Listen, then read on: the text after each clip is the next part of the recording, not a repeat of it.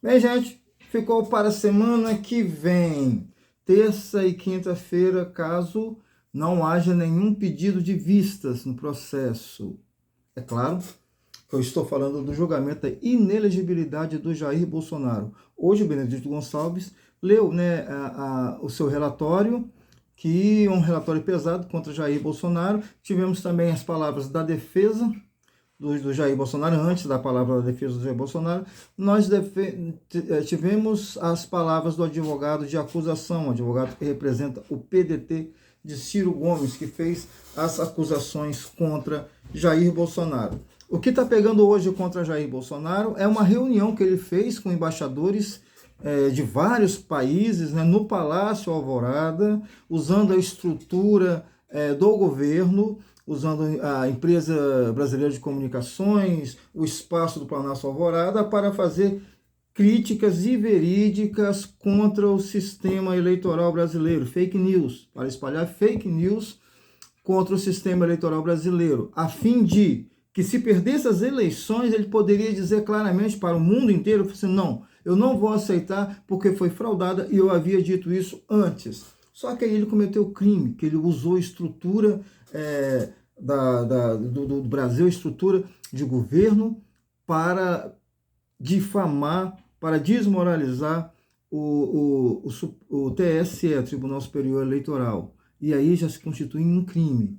Acontece que, além desse crime, a acusação, que o advogado do PDT, ele vai dizer que também o 8 de janeiro está incluído nisso, que para mim parece óbvio, já que o 8 de janeiro, essas manifestações de 8 de janeiro, tentativa de golpe de 8 de janeiro, foi uma extensão de tudo que o Jair Bolsonaro divulgou em forma de fake news contra o sistema eleitoral brasileiro. Se o Jair Bolsonaro não tivesse falado tanto contra o sistema eleitoral brasileiro, não teria acontecido os ataques do dia 8 de janeiro. Então, o advogado de defesa já acha que não tem mais nada a ver, que Jair Bolsonaro, por esse ato da reunião com os embaixadores, deveria apenas sofrer uma multa. E ainda citou como exemplo algumas pessoas que receberam multa, que é o próprio Eduardo Bolsonaro, o próprio Jair, a Bia Kicis, a Zambelli, ou seja, todo mundo de direita ligado ao Jair Bolsonaro já pagaram multas por isso e não aprenderam.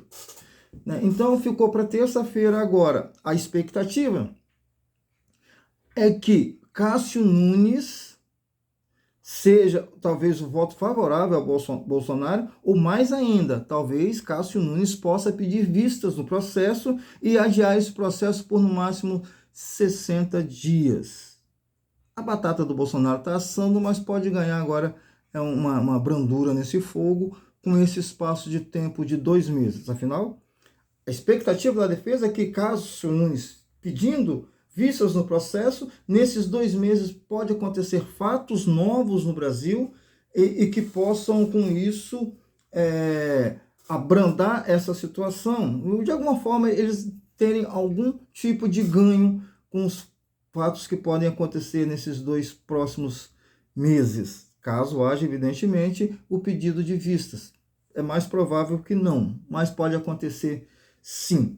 Então, voltando a todo esse assunto que leva, o PDT faz essa linha, né, que vai conectar esse encontro com os embaixadores com o 8 de janeiro. É evidente isso também, né? Afinal de contas, o 8 de janeiro, as fake news,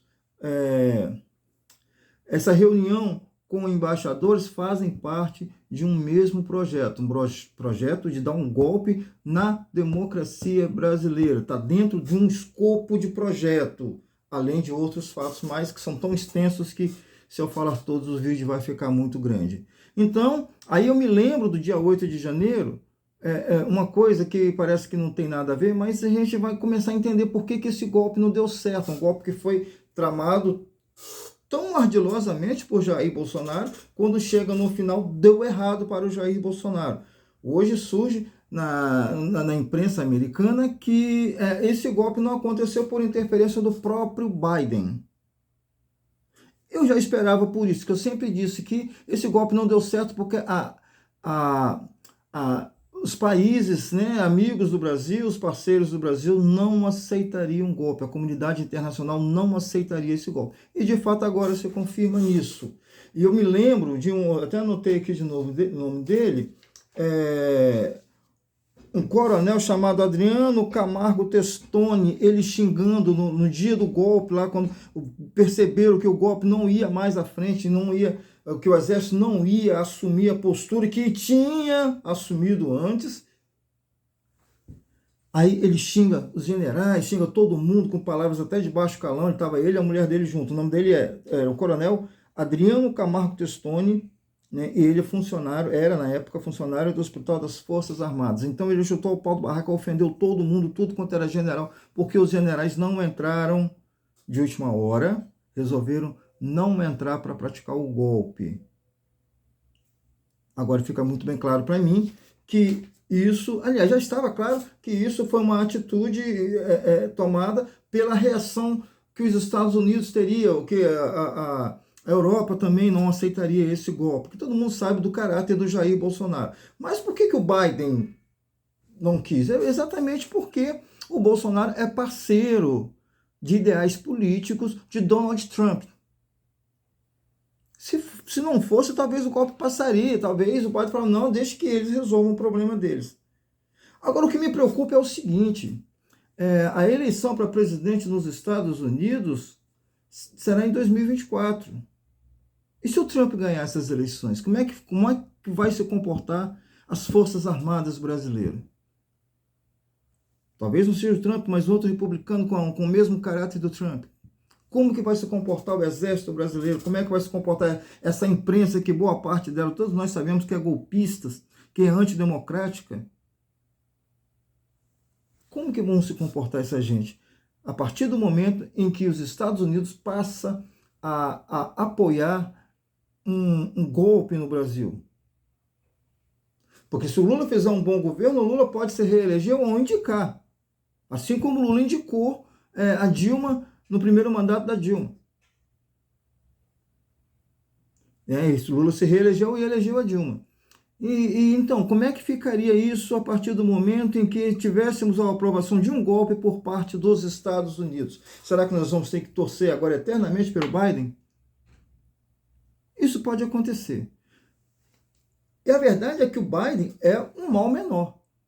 Já ficou claro que a política internacional do Lula, na verdade, está muito mais focada à China do que aos Estados Unidos. A China é um parceiro muito maior e a China nunca teorizou um golpe contra o Brasil. A exemplo dos Estados Unidos, sim, em 64, por exemplo.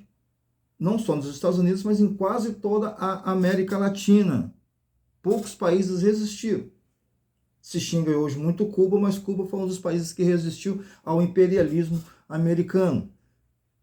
Mas, enfim, temos que torcer agora pelo mal menor nos Estados Unidos, temos que torcer pelo Biden, que também não é fluxicheiro. O Biden chegou até, a gente não pode esquecer que a história é clara nisso, o Biden chegou a grampear um avião da Dilma. O Biden não caiu de paraquedas agora no cenário político internacional. Então, é para isso, mas infelizmente, no momento, é o que nós temos. Então, o governo Lula não pode errar para que a gente consiga fazer a reeleição do governo Lula ou a indicação do Lula seja eleito, né, que se cria, então, desde já, uma nova grande liderança para assumir caso Lula não queira ser candidato à reeleição. É uma situação de uma política nacional se confundindo com a política internacional.